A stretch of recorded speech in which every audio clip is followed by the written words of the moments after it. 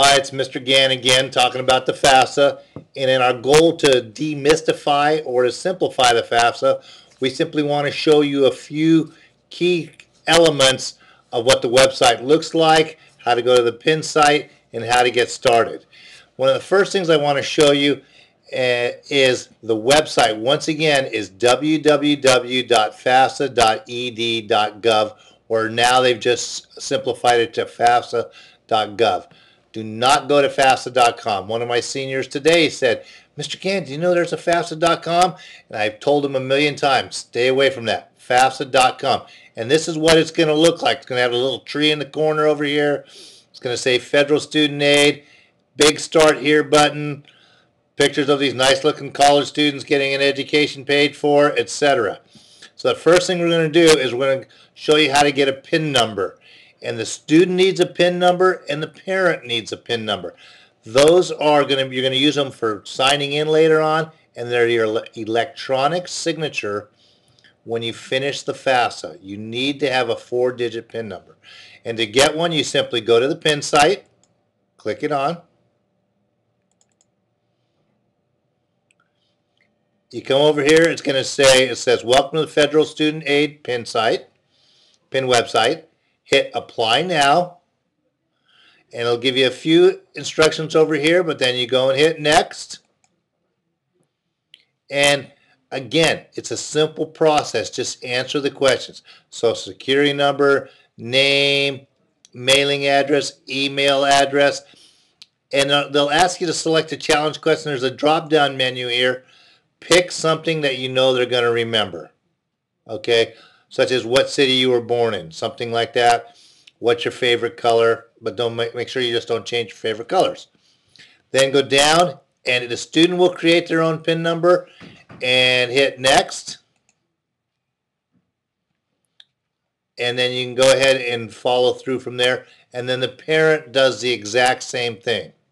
That's as simple as it is to get a PIN number. It takes less than a minute and a half for each of them. Now you go back to the website. And to get help, if you want to go ahead and get started on the FAFSA, you can click Start Here.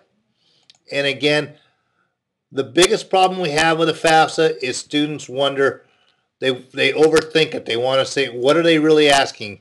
All they're really asking is what's your name, a little bit about your finances, that sort of thing. I can't go further on it than here right now, but to give you more help, I'm going to go back to the home page for the FAFSA.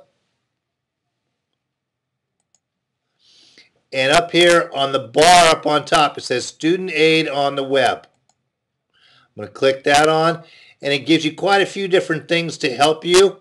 I'm going to go over here where it says Tools and Resources. Then I'm going to scroll down and hit the FAFSA on the Web worksheet. You can print this out, and you can print it out in either English or Spanish. But you can print this out and help you get organized. So when you do the FAFSA, you just follow the worksheet.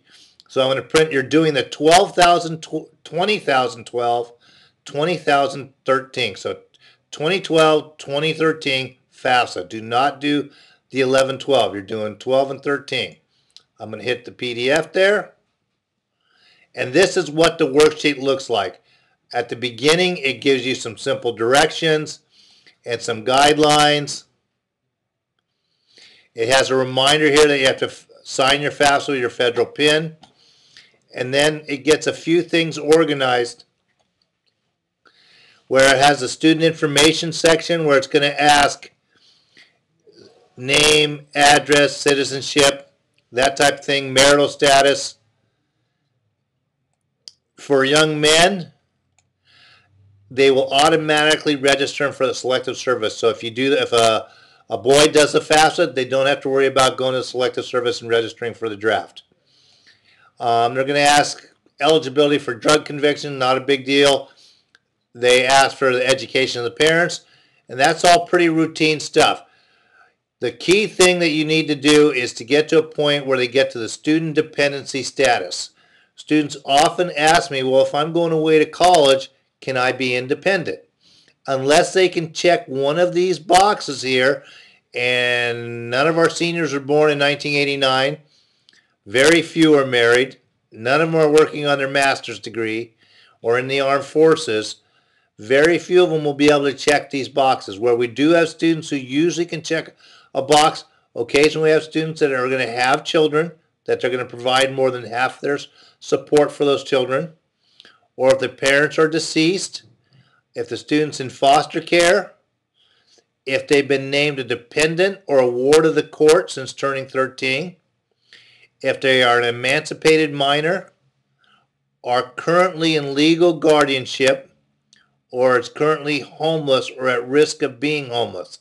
The key about all these questions, these checks at the bottom, are you have to have documentation to prove it. Many times students are living with a grandparent or an aunt or an uncle and they're legal guardians for school purposes, but there's no court papers. In that situation, they cannot put that they're legally in legal guardianship. The key thing for the FAFSA, if you come down a little bit further, if you can't check any of those boxes, then we must provide the parents information. On section 3 here, it says, who is considered a parent? Parent refers to a biological or adoptive parents. And here's the key point. Grandparents, foster parents, legal guardians, and older siblings, aunts and uncles are not considered parents on this form.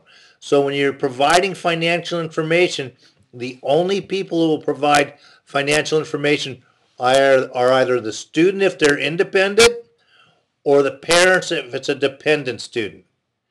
If the parents are providing information, if both parents are still married, both parents' incomes will go on there. If parents are divorced, it's the custodial parent, the parent with whom the child resides more than half the time. If they're living with a grandparent or an aunt or an uncle or a brother, either the student will be independent or they must track down their parent and get the information from them. If the student does have a special situation, please have them see me and I'll help walk them through what they have to do to get their FAFSA completed. So if they are in a special circumstance, I'll be glad to help them. Finally, and this will be the last thing before we let you get going, a lot of parents are worried about making too much money and not qualifying for financial aid. The thing about financial aid is, number one, if you don't apply, you know how much you're going to get, and that's zero. If you do apply, you may surprise yourself and qualify for financial aid. The second thing is, it's going to be the adjusted gross income, which will be line 1040. Okay, line 37 on the 1040. It's the adjusted gross income. We'll stop there for today because I don't want to go too long. But if anybody ever has any questions, please let me know at Grace Davis High School, and we'll be glad to help you any way we can. Thank you, and we'll talk to you soon.